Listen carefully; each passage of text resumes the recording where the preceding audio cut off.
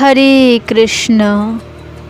আমাদের রাধা মাধব এবং অষ্টসখী বৃন্দের মায়া ভরা অপূর্ব দিব্যরূপ, এই দর্শন যেন শুধুমাত্র সাধারণ দর্শন নয়।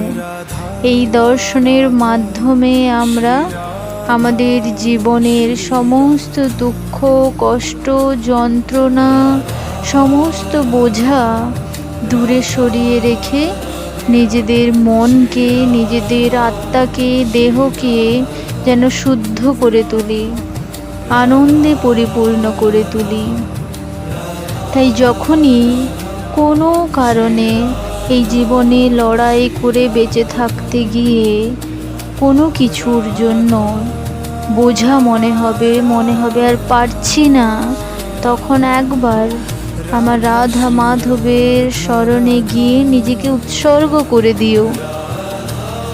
নিজের সমস্ত কষ্ট, যন্ত্রণা, বোঝা প্রকাশ করে রাধা মাধবের সামনে নিজেকে সম্পূর্ণরূপে উৎসর্গ করে দিও।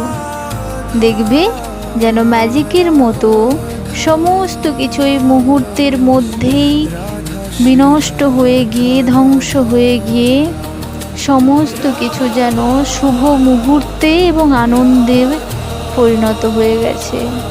আমাদের রাধা মাধব তাদের সন্তানদের সমস্ত কথা প্রতিটা মুহূর্তে শ্রবণ করেন।